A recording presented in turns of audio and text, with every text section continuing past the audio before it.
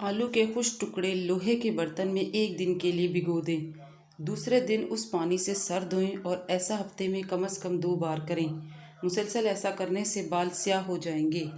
1 नींबू का रस पानी में मिला के रोज़ाना पिया करें। 4 नींबू लेकर उनका रस निकाल लें, उसमें पिसी हुई थोड़ी सी फिटकिरी मिलाएं और फिर ये दवा तकरीबन 20 मिनट तक नाखूनों पर लगी रहने दें।